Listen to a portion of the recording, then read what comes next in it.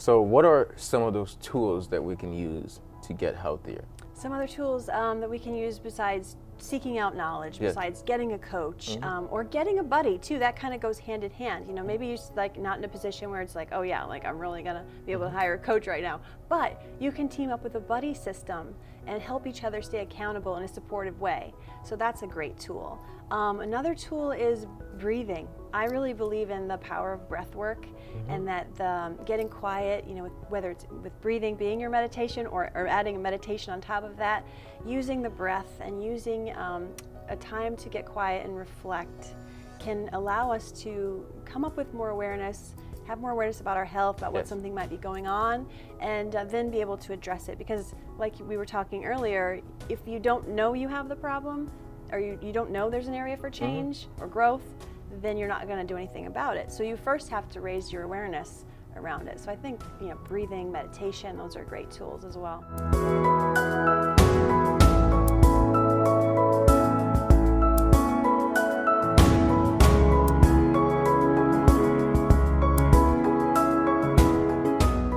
How's it going, everyone? Thank you for tuning in to another episode here on the Unlimited Power Show.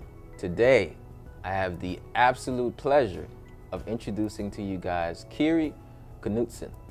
And it's an amazing day to be here. It is. You know, sometimes things don't go your way. That's right. But if you keep on being persistent, you'll get there. It's just like same thing with life, same thing with health, same thing with mindset and everything. Persistence is everything. Exactly. Yeah. So how you doing today? I'm doing good. It's really nice to have you here today. It's an amazing day to be alive. It is. It's a beautiful day, and it's great to see, you know, how you just roll with the punches. You know, like you were saying, like things don't always go according to plan. Yes. And then it's all about how we handle that, right? Yeah. So. Navigate. Yeah. Navigate. Right. Option number 1, 2, 3, 4. Right. Isn't that something that you would say you do throughout your life in general? Yes, I like to say that I live in the realm of possibility. You know, I try to anyway. That's the aim, that's the goal, to say, oh boy, something didn't go right, and you know, you might catch yourself in a moment there. Have the moment, okay, and then when it passes, you gotta get back into that positive mindset and, you know, figure your way into that so that you can move on with your day and still have a good day. So, Kery, how have you figured your way through life? Tell us a little bit more about you. So one thing I always say on this show is that I don't introduce people because people make the best impression when they introduce themselves. That's a really good point. I like that. So why don't you give us a quick overview about you and what you stand for and who you are? Okay, will do. So I mentioned to you before that it's great to be back at FAU because I did go to school here as well, and I got my master's in communication here. Yes. And so I'm very fond of FAU, I have to say. Every time I get to come back, I'm like, yay, FAU. And so after graduating, I worked in marketing and communication careers in various different aspects. So I worked in nonprofit, I worked in government, I worked in corporate, in marketing and communication, PR type roles. And a few years ago, I had an opportunity to sort of do a 180. Yes. And I did that with the motivation of helping my mom, because for many of those years while I was working and trying to make something of myself and my career, I had to watch her suffer with a lot of different health problems. And back then, when it started, some 20 years ago, there were mysterious illnesses. So a lot of people, you know, she had a hard time getting a real true diagnosis. There was a lot of, it's all in your head type, direction given to her when she knew that it was something in her physical body she needed to address. So because of that and her struggle, I decided to get certified in nutrition and become a certified nutritional therapy practitioner, a certified coach, wellness coach, and that's more about the psychology of behavior change. And I've always loved yoga and the yogic breathing and what it can do for us in our health, and so I also got certified in yoga. And so I've been working to create a virtual wellness coaching business where I can help people get on their health path. So I called it Your Health Path. That's amazing. Thanks. So yoga, definitely yoga means to yoke, to be in union. Yes. To be as a whole. So your life, I would say, didn't seem to be in whole when your mother wasn't necessarily as healthy as she can, because one part of our lives we're trying to personally develop. If our family is not doing well, it hurts our hearts. If we're not in good relationships with them, it hurts our hearts. And a lot of our motivations come from that. Would Absolutely. you say? Yeah. I mean, I think that many people that I've met Yeah. that have sought out nutrition, for instance, have a personal struggle within themselves that they're trying to heal, or a close family member. And so definitely that motivation sticks with you, whether it's conscious or not, really. So Napoleon Hill said that desire is the initial step in bringing anything to its physical counterpart. I like that. I love Napoleon Hill. Yeah, I love Napoleon Hill. Yeah. I'm actually studying his book right now, Think and Grow Rich. It's great. Oh, that's over a good and one. over. Yeah. So what would you say was some of your desires growing up before you got to this point where you found a major desire that sparked, this is something I'm going to be doing? What was the desire that you had before? One of the desires growing up. Well, it's funny that you ask, because in the book, that one of the reasons I'm here today is to talk to you about that. Yeah. I tell a lot of stories, and I reference them, of course, from my life and my experience. And I remember as a kid playing school a lot with cousins and family, and even making them do homework. And I was having a great time with it. I hope they had fun too. But I always pictured myself, whether it was in training or teaching or coaching or these types of roles where you're helping people improve themselves. So some type of self-improvement could be with knowledge, it could be with your health, it could be with your professional development. I knew that in some arena that I would be working in there, and I am in certain ways. So Yeah, self-improvement. yeah. Applicable in all careers, all aspects of life. And throughout life. And throughout life, forever on. Everyone should use and can use personal development, self-improvement to achieve whatever it is. That's one thing I think. It's like, if your goal is to just grow, then you could always apply that in whatever career you do to make it well. Yes. So why health coaching? I mean, you already specified why health coaching, but why did you choose this sort of path as far as the virtual aspect of coaching rather than in person? Yeah. I think, it maybe sound a little bit cliche, but I'm not so sure I chose it, and if it didn't choose me. So because of the circumstances I've had, with my mom and her journey, and really feeling a lot of the time as though I was sitting on the sidelines and sort of helpless and not being able to help her in the way that she needed, that I, said, gosh, what can I do? I've got to do something. And so that's how I gravitated towards those trainings with nutrition. And a lot of it, what I learned, is things that my mom had already studied. So it was almost just like catching up to her, and then adding in your own, because we all bring something valuable. When it's a perspective, or everyone hears something different. You hear that saying where something can be said and 5 people in a room will interpret it differently. And so I like to think that I've helped her, but she is also very good with her studies in all this different health modalities. So I think that in some ways this path chose me, and I'm just trying to, give back is the best way I know possible. So saying that this path chose you, do you believe that faith or intuition, or there's some sort of force that's bringing our life towards a certain path, or do you believe that we create it, or is there a balance? Ooh, that's a really good question, Ed.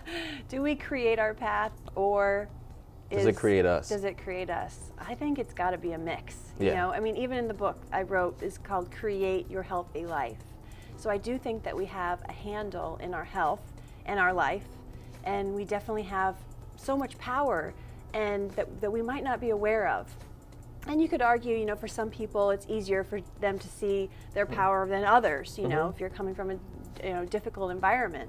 And that environment's key too. It has a lot to do with where we are and what we experience. Yes. But I like to look to the people who have come from a really challenging situation and, for inspiration, and just created so much with their life when others told them it wasn't possible.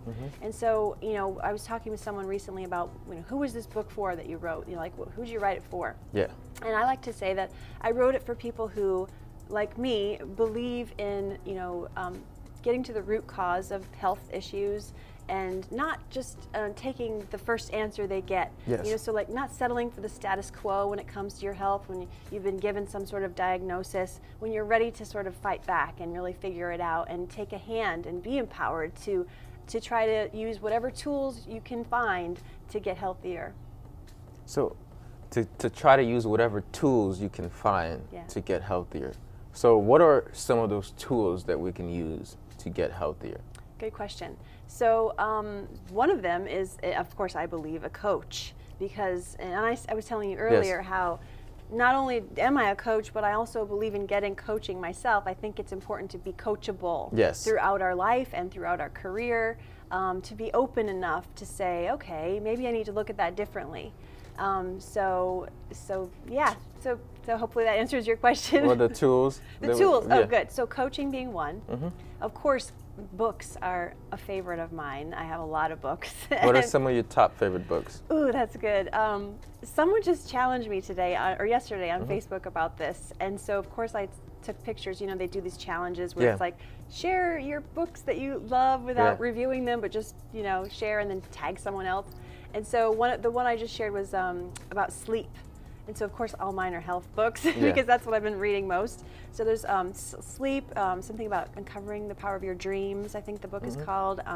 Unconventional Medicine by Chris Kresser, which talks about the modern day medicine model and how it needs to be changed for chronic illness. And, you know, what else was there? Oh, I'm reading a book now about Hashimoto's, so an autoimmune disease. And I mean, there's so many more. A couple other ones that you might be familiar with are The 4 Agreements. Have you ever heard of The 4 Agreements? No, I haven't. It's such a great read. It's really quick, and it's about Toltec wisdom of the ancient Mexican culture of Toltec. And Dr. Don Miguel Ruiz is his name, the author. And he's great book, The 4 Agreements. And Louise Hay also wrote a book called You Can Heal Your Life, where she talks about different things you can say and affirmations to help you with different health ailments, and I'm fascinated by that. I actually heard that. So we got the first 2 tools that you said. It was coaching, books, and then one thing that you just said was the healing of your life with affirmations. Do you think thoughts would be one of those tools too? Absolutely. I think thoughts are super powerful, and I think, you know, we're kind of coming around to accepting this mind-body connection, that we know more now that, yes, our mind influences our health, but there's real science behind that doesn't always get the spotlight. Sometimes it's sort of pushed aside to say, you know, in a kind of I don't know, like a woo-woo or airy-fairy kind of way that, oh yeah, it's just in your mind and everything, and that there's real scientific evidence that points to positive mindset and positive thoughts being able to help us grow, help us heal, help us learn, and so I absolutely believe in the power of mindset. Yeah, 100%. I mean, our problems, where are they? In our minds, if we think about them. A lot of them. A lot of them are, Right. Our knowledge, where are they? Yeah. It's in the conscious. You know, our unconscious decisions we make every day by the mind. So our lives is constantly being driven by our minds, but yet we ignore our minds. Yes. So we got these 3 tools. What are some other tools that we can use? Some other tools that we can use besides seeking out knowledge, besides getting a coach, or getting a buddy too. That kind of goes hand in hand. You know, maybe you're like not in a position where it's like, oh yeah, like I'm really gonna be able to hire a coach right now. But you can team up with a buddy system and help each other stay accountable in a supportive way. So that's a great tool. Another tool is breathing. I really believe in the power of breath work, and that getting quiet, you know, whether it's with breathing being your meditation or adding a meditation on top of that, using the breath and using a time to get quiet and reflect can allow us to come up with more awareness, have more awareness about our health, about what something might be going on, and then be able to address it. Because like we were talking earlier, if you don't know you have the problem, or you don't know there's an area for change or growth, then you're not going to do anything about it. So you first have to raise your awareness around it. So I think, you know, breathing, meditation, those are great tools as well. You need to do yoga for breathing, or do you do any other practices in the morning? Like you wake up early, what would you do as far as like taking care of that breathing aspect, what would you do? Yes, so because I've studied yoga and I Yeah. did teach it for a little while, Yes. I would always say, because a lot of people would come in and say, oh, I've never done yoga before, I don't know how this works. And I would say, if you can do the breathing, you're doing yoga. And so breathing is just as important as any of the asanas or the movements and postures in yoga. So first thing in the morning, I like to wake up and meditate for 20 minutes. And then I'll do a few breathing exercises from the yoga studies. One of my favorites is Kapalabhati breathing. So that's a forced exhale. It's called shining skull breath. And it also is a cleansing breath. So. Yeah, I definitely relate to that because I practice something called medical qigong, which is a form of Tai Chi. Wonderful. And one thing I realized is that I would get tired throughout the day and I would take a deep breath.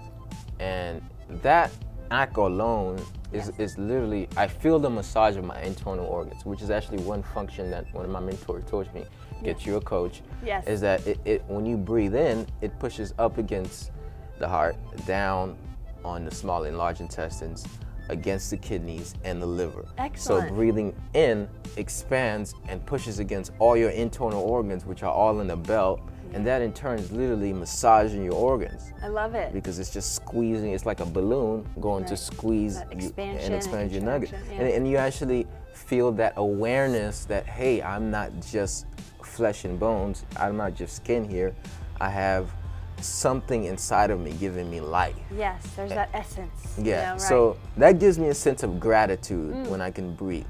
So how would you say, how important is gratitude in life in general? Oh, gratitude is super important. And I find that I try to go to my gratitude practice whenever I get frustrated, because we all do, right? At some point in the day, whether you're driving in traffic or waiting in line or whatever it is, you find yourself getting a little agitated, or maybe you're forward thinking too much, thinking way too far in the future. It's a time to bring it back to the present and say, okay, wait, I don't have this or that yet, but I have a lot to be thankful for. I have my mom, I have, my where I live and things like that. So you just, the practice of gratitude I think is super powerful. And most importantly, I have breath. And I have breath, That happened to me earlier today when we was looking for all the stuff and the circumstances. I found myself blaming the studio and I just kept centering back every time. So I was very conscious about saying, well, they should have the equipment in here. Right. Because I was thinking it, right, but it was going so fast that that projected. But in my head, I thought to myself, you got to understand, you can do this. Let's find a solution. Yeah. So how do we become that aware of what's going into the inner dialogue that's causing us to eat out the wrong things, to not exercise, to binge eating? How can we tackle the problems that are hindering us from having the right habits by having a keen sense of self-awareness? How important is self-awareness and how do you practice that? Self-awareness is super important. Like we said, in coaching we talk about the trans-theoretical model of change, and the first stage of that is pre-contemplation. So people in pre-contemplation don't even know, because they're not even contemplating yet. They don't know that there's an area for change. So becoming first aware, which the breath can help you with, which meditation can help you with, which yoga can help you with, a walk in the park, so many things, right? That can first, has to be the first step to first become aware. And so then once we're aware, we can start to contemplate change, the second phase. So then you're contemplating it, you're saying, okay, I think I will start to walk every day or run or go to the gym or whatever. Or I think I definitely need to start meal planning now, So those, we all go through those stages and in different categories. So for instance, for a long time, I did transcendental meditation. I did a course in TM. And I was really on it, right, when I did the course, right, because I had the group surrounding me. I had the positive reinforcement of other people with me doing the meditation. Of course, life happens. Other priorities come up. You get pulled away from that. And so then you lose the habit. And for a while, I knew the benefits of meditation, but I wasn't doing it. It's like, I gotta get back there, but I'm not ready. There's resistance. And so recognizing that resistance, kind of accepting it, being okay with it and say, it will come when the time is right. But just knowing that that's something I'm contemplating now. I want to be doing it. I want to be in action. So then you take the steps, and there's, it's a readiness thing too. You have to be ready for that area, and this is what a coach can really help you with, is to help you find the motivation, your intrinsic motivation, to get ready to take on these healthy habits of change. Healthy habits of change. Yeah.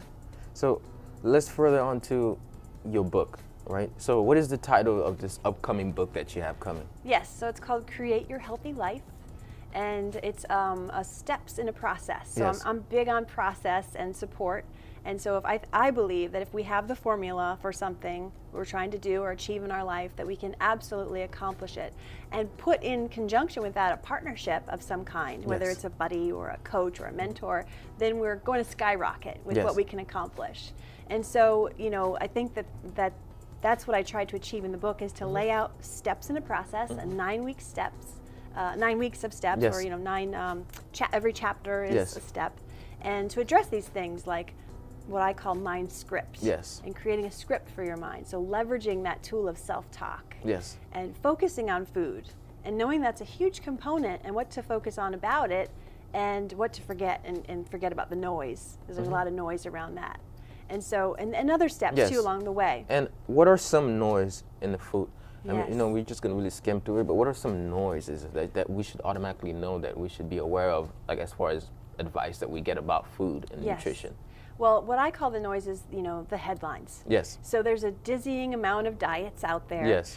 There's a constant contradiction in the news about this vitamin is good for you. No, it's not. This food is good. No, it's not. Contradicting yes or no every day. I think we need to shut those noises out and really get quiet and focus on our intuition and go by some of the basic principles that we know. We know that what we should be eating, as far as quality of food being concerned, the high quality food as we can get, that's possible for us, and without a lot of pesticides and drugs, antibiotics and things like that.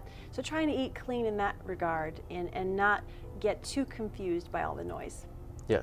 What are some principles that you discussed in your book? Okay, so I talk about 9 different steps in the book, and one of them is mindset, one of them is food, and another one that I really like to talk about, because I don't think it gets as much attention, is the internal scan, what I call the internal scan. And so that is sort of listening to your body and how it talks to you. And because of our busy modern life, right, we're all rushing from one priority to the next and trying to achieve and accomplish things, we tend to overlook some signals that our body can be giving us. So I try to raise awareness around some of that. So for instance, your tongue can be a great window into your health. Your digestion is a great window into health. Your skin also tells a lot of a story about your health. And so just raising a few points in there to help people be more aware of what to look out for and things that they really need to get to the bottom of before it gets worse. You know what you said about the tongue? I just came up with this amazing analogy. Your tongue, if I look at your tongue and how it looks, the whitish coating on that can actually tell certain factors about how your internal organs are functioning. That's right. Right? So also, if you look at the tongue and the act of speaking, if the coating of your words there you go. are over-coated and full of toxins, then in turn it's telling what your mind is like. So not only does your physical organ or your internal self tells you, but your mental state can tell you a lot about why are you going through certain patterns of self-destruction. Absolutely. And speaking of self-destruction, what are some things that you did throughout your life before you figured it out that held you back from pursuing your greatness? Well, the first thing I think about is what I call, listening to that whisper, that internal whisper. So if you don't listen to the whisper, which is your purpose, your life purpose, your desires, your goals and accomplishments of what you want to do in your life, it will eventually become a scream. And so I think I ignored it for a long time. I think that I thought, well, that's not possible. I can't do that. I can't get certified in yoga. How would that ever work in my schedule? That's just not going to happen. So I ruled out possibility for a while until I got to a point where I said, if not now, when? And why not? So I asked better questions to say, why not? Why is it not possible? Maybe it is possible. Maybe I need to rethink what is possible. And so I think that would be a good point to think about. Listen to those little whispers and Not that you can accomplish or reach after every single one all the time, but it probably won't go away. Yeah. And it will come back and come back and come back. And so whatever avenue you can express it, I would encourage, people to do that, because that was something I did with yoga, it's something I did with nutrition. I just thought, oh, I can't do that, I'm doing this. But in fact, you can, it's just a matter of how. Wow. Yeah. So everything is possible. Maybe not now, maybe Right. not 10 years from now, but at some point. And some things that were possible that were not possible 100 years ago is happening right now. Right. So possibility is infinite, Absolutely. but it just may not happen in our lifetimes. But it's about seizing the daily habits Yeah. to making sure that, well, today's possibility is that I can live a healthier life. I can make a better choice. Right. I can drink my water with lemon. That's right, right. And that will in tune make my life better. So we're gonna go really quickly. I know Yeah. you have to go. What are a couple of quick advice that you can give to people right now to apply daily in their lives Okay. to make optimal health possible? Like, for Optimal, instance, I yeah. drink lemon water, I do this stuff. What are some things that you would Tips. say? Okay. Well, let's see. Gosh, there's so much to say, Yeah, right? just Where give do I me begin? 5. Where do I begin Give me and end? 5 really quick. Well, I would say one area of, and I don't talk about this in the book, but it's almost like as you write a book, you start to think of what is going to go in the next book because there's so much to say, right? And so one of the areas that is so key for our health and often gets overlooked is sleep. Sleep is so important, and as an American culture, we're going without it a lot, and it's Yes. putting people's lives in danger. I don't mean to sound dramatic, but Yes. people driving, people with taxed resources of their attention span, their limited attention span, and we can't do everything at once, and we need a good night's sleep. It's foundational for health. So I would Yes. say to try to focus on that and build a good sleep habit in so that you're getting enough sleep. Yes. And if you're tired, pay attention to that, Okay. because it could be a health signal. Another thing is quality food. Especially for college age folks, it's not always easy to eat quality food, but you can make healthy choices, a good portion of the time, and still have fun, as you're in your college days. So I think there's a balance there to be had. Yes. But as much as you can, try to have healthy choices now, because it will impact you later. That's not to say I think you should eat a salad Yes. every meal. But so there's that, there's the sleep, there's the food and quality focus. Let's see, what else is there? There's hydration. Yes. Hydration is so important. You were saying you want to stay hydrated, and you're making efforts to do that with your lemon water, Yeah. which is great. We need to be consuming half our body weight in water a day. So Yes. take your body weight divided by 2, and that's the number of ounces you need. And that's not even including if you're on any diuretics like prescriptions or alcohol Yeah. or coffee. But yeah, hydration is super important. So sleep, food, hydration. Let's see what else. A moment of reflection. So we talked about meditation. We talked about the breath work. Maybe those practices aren't for you. Yes. Maybe it's a walk in nature. Maybe it's a moment at the beach. Having some time to quiet your mind, even if it's 5 minutes a day, can provide great benefits to your health. Yes. And so hopefully that's 4. Is that good? That's perfect.